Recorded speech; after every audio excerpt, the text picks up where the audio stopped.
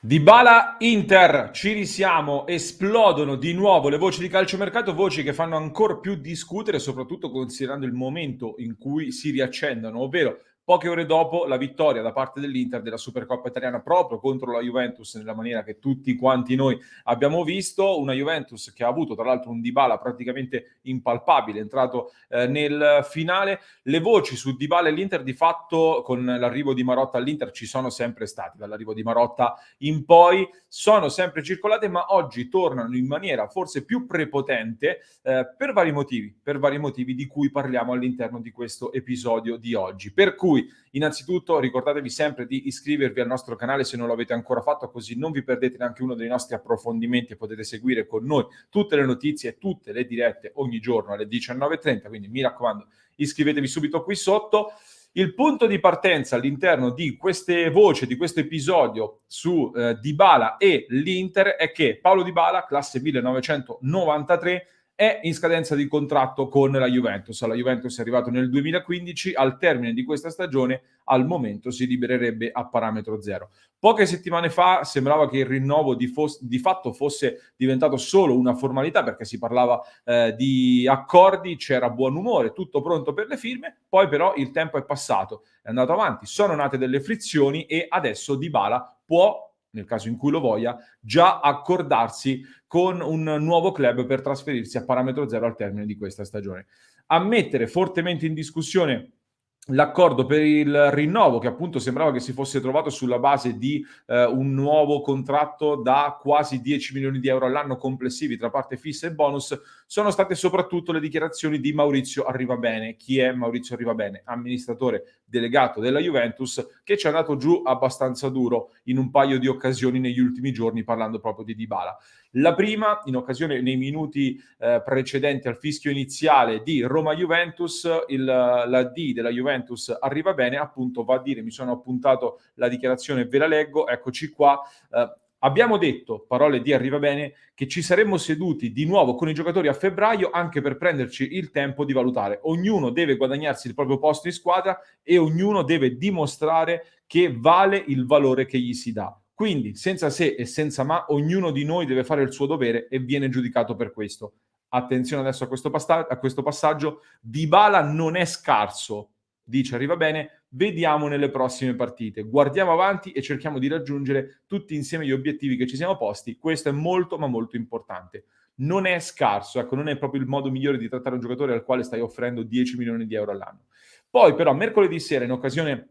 della Supercoppa italiana contro l'Inter, appunto, ancora Arriva Bene, va a parlare e dice, gli viene chiesto se ci sarà un confronto, se ha avuto un confronto con Dybala, lui dice non mi confronto con nessuno, dico quello che penso, voglio vedere carattere, grinta e voglia di vincere. Chi porta il numero 10 nella Juventus deve rendersi conto del peso che ha questo numero per noi. Il discorso che ho fatto su di lui, su Dybala, vale per tutti. Dichiarazioni anche piuttosto forti nei modi e nei termini utilizzati dall'amministratore delegato della Juventus. Sinceramente, dal mio punto di vista, fatico un po' a comprendere la strategia che c'è dietro a queste dichiarazioni. Se vuole semplicemente cercare di spronare Dybala a dare di più, se vuole spingerlo a fare meglio, oppure dall'altro lato se magari è un modo per tirarsi indietro rispetto agli accordi che avevano trovato nelle scorse settimane e cercare o di trattare ulteriormente al ribasso le cifre dell'ingaggio, oppure addirittura portare il calciatore, accompagnarlo verso la porta d'uscita, farlo uscire a parametro zero per destinare magari quelle risorse preventivate per Dybala su un altro profilo, su altri calciatori. Fatto sta che tra l'altro proprio nei momenti in cui Arriva Bene è uscito fuori con queste dichiarazioni, dall'Argentina sono arrivate altre notizie molto interessanti, in particolare il portale TYC Sports scrive che Dybala avrebbe deciso di non rinnovare il contratto con la Juventus, ci sarebbero delle forti frizioni che lo avrebbero portato a decidere di rifiutare quell'accordo che era stato trovato qualche settimana fa per liberarsi poi a parametro zero la prossima estate e trasferirsi in un nuovo club. Questa è la notizia che è arrivata dall'Argentina. In queste ore devo dirvi che in Italia non ci sono state grandissime conferme a questa notizia, da quello che ho visto non sono arrivate particolari conferme dirette alla notizia argentina, però tutti i quotidiani, di fatto, soprattutto quelli sportivi, hanno ricamato molto sopra la possibilità che Dybala lasci la Juventus, segnalando diversi club che si sono già interessati nelle forme più o meno concrete, quindi a partire dal Tottenham, si è parlato poi del Barcellona, si è parlato del PSG, si è parlato però anche e soprattutto dell'Inter. Inter che viene citata in maniera più forte e concreta soprattutto dalla Gazzetta dello Sport che addirittura apre in prima pagina con la notizia del tentativo concreto da parte dell'Inter su Paulo Dybala. In realtà l'Inter non avrebbe piazzato già ora un affondo su Dybala. Diciamo però che secondo la Gazzetta l'Inter si è messa nella posizione di ascolto, cioè di dire se Dybala non rinnova con la Juventus e quindi decide di andare via a parametro zero, alle giuste condizioni l'Inter è intenzionata quantomeno a provarci, a farsi trovare pronta. Il feeling con Marotta è piuttosto noto, lo sappiamo benissimo di questo grande rapporto che c'è tra i due, anzi era ottobre, inizio ottobre, quando Marotta lanciò una battuta, se non sbaglio era al Festival Gazzetta a Trento, e una battuta che poi rivedendolo oggi e accanto a queste voci di mercato fa anche abbastanza discutere, chiaramente, lo aveva fatto anche ai tempi, però Marotta raccontava di quando Dybala già qualche anno fa era stato vicino a trasferirsi all'Inter e che ora, dice Marotta, comunque non ha ancora rinnovato, con un mezzo sorriso che esce fuori, quasi a voler lanciare un indizio che molti lì hanno colto come possibile tentativo di destabilizzare la Juventus. Oggi, unito a queste voci, fa ulteriormente discutere. Le caratteristiche di Dybala sono sicuramente molto note, a zero, a parametro zero, un'opportunità che l'Inter di certo sta valutando concretamente, soprattutto se dall'altro lato in casa Inter si dovessero concretizzare poi delle potenziali partenze pesanti a livello di ingaggi e di costi, come ad esempio Vidal, Vesino, si sta parlando molto di Alexis Sanchez che abbiamo approfondito in un altro episodio a parte che trovate sul nostro canale. Diciamo, la sostanza della notizia Gazzetta è che questo tentativo dell'Inter non sarebbe solo una manovra di disturbo nei confronti della Juventus per cercare di destabilizzare la trattativa per il rinnovo, ma un vero tentativo da parte dell'Inter che, se vedrà spiragli per arrivare a Dybala, si farà trovare pronta. Questa è la notizia della Gazzetta. Facciamoci sopra delle riflessioni. Perché? In queste ore abbiamo lanciato un sondaggio sul canale Telegram di Passione Inter, vi abbiamo chiesto se vorreste vedere Dybala all'Inter. I commenti di chi dice di non volerlo, di chi ha votato no all'interno di questo sondaggio in cui chiedevamo di Dybala all'Inter, si sono concentrati soprattutto sul tema degli infortuni, cioè la mancanza di continuità di rendimento che ha condizionato soprattutto le stagioni recenti e il rendimento recente di Paulo Dybala. E oggettivamente, andiamo a vedere anche tramite la sua scheda Transfer Market, oggettivamente Dybala ha avuto diversi problemi. Recuperiamo al volo la scheda Transfer Market, eccoci qua, vi condivido lo schermo. Paulo Dybala, dicevamo, eccoci qua. Rendimento, cronaca, infortuni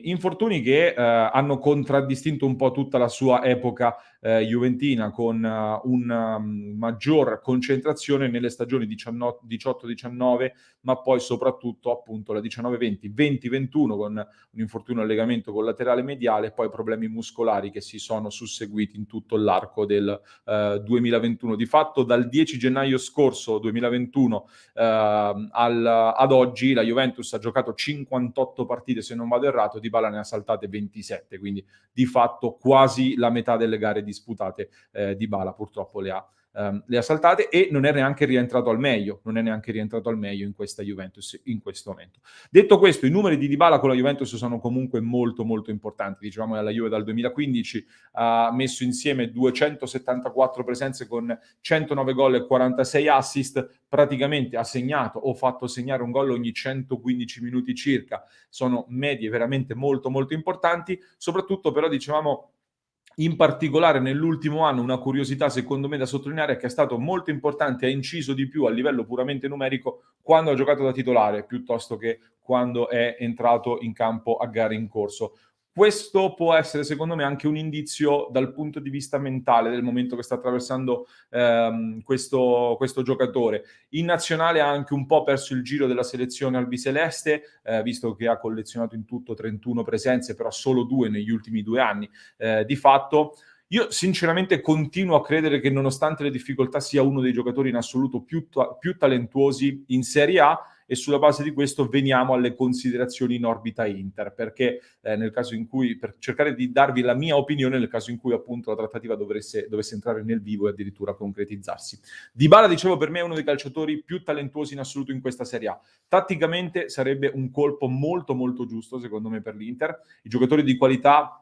piacciono molto ad Inzaghi, Inzaghi sa farli rendere al meglio e rispetto ad esempio ad un Insigne di cui si è molto parlato anche nelle ultime settimane, prima che poi si accordasse col Toronto, Dybala nell'Inter avrebbe una collocazione molto molto migliore dal mio punto di vista. Negli spazi stretti Dybala ha delle caratteristiche tra l'altro non troppo diverse da quelle di Alexis Sanchez, quindi soprattutto se dovesse partire Alexis, se riesci ad aggiungere magari un Dybala con un esborso economico più o meno simile, quindi a parametro zero, ringiovanisci la rosa, prendi un ottimo calciatore da rilanciare e con dei margini per avere sia un impatto immediato, subito, fin da subito dal suo arrivo, ma anche magari valorizzarsi ulteriormente anche in ottica di una potenziale possibile rivendita, considerando che appunto non è più un giovanissimo, ma c'è ancora margine. Mi dà molto l'idea